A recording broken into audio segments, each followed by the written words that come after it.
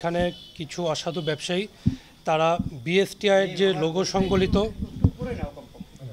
Logo সংবলিত sticker তারা বিভিন্ন juice এবং অন্যান্য খাদ্যদ্রব্যগুলোতে ব্যবহার করেছে এবং তারা এটি বাজারজাত করছে এবং মোড়ক করছে।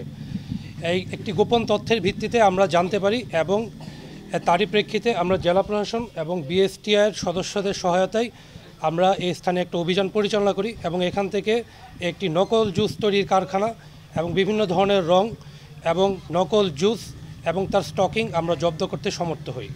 এ অনুযায়ী আইনগত ব্যবস্থা প্রক্রিয়াধীন রয়েছে। এদেরকে 1 বছরের কারাদণ্ড এবং অনাদায়ে 2 লাখ টাকা জরিমানা ব্যবস্থা করা হয়েছে। এ বিষয়ে আমাদের অভিযান আরও চলমান। এই আইসোলেটলি আমরা এটা টোটাল 5 ব্যাচ বানানো হয়েছে। টোটাল এই গত বছর 3 ব্যাচ, এই বছর 2 ব্যাচ, 5 ব্যাচ বানানো হয়েছে। ট্রেড লাইসেন্স থেকে শুরু করে আপনার RGS এর যে কাগজপাতি সব কিছুই আমরা কমপ্লিট করছি। 7 জন বন্ধু অন্যের প্রোডাক্ট বিক্রি করার, অন্যের আপনার টিস্যু, তারপরে হচ্ছে তার অন্যান্য যে প্রোডাক্টগুলো আছে যেগুলো সেগুলো নিয়ে এসে বিক্রি করতাম। আর এই কিছুদিন হলো এই যে আইসোলেটলি 2 ব্যাচ বানানো হয়েছে এইটুকুই। এই জুস কি আপনাদের সন্তানরা খায়? না, জুস না তো আইসোলেটলি, হ্যাঁ আমরা নিজেরাও খাই, যেটা সত্য। মানে আমি কিন্তু নিজেও খাইছি, মানে এখন হয়তো সেটা সত্য, এটা কেমিক্যাল জিনিসটা আমরা কিন্তু লেখাই আছে আমাদের প্যাকেটে, এটা কেমিক্যাল দিয়েই পুরোটা তৈরি, সব কিছুই এই আর্টিফিশিয়াল লেখা আছে জিনিসটা, সেটা আমরা নিজেরাও খাইছি।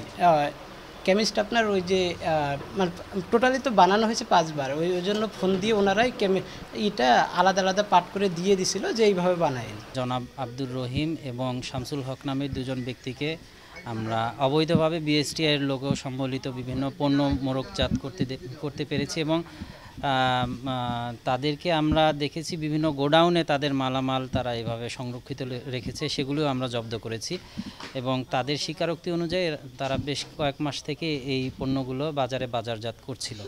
তো এই অপরাধে আমরা 2 জন ব্যক্তিকে 1 বছর করে বিনাশ্রম কারাদণ্ড প্রদান করেছি এবং আমাদের যে মালামালগুলো যেগুলো ধ্বংসযোগ্য সেগুলো ধ্বংসের যথাযথ ব্যবস্থা গ্রহণ করা হয়েছে।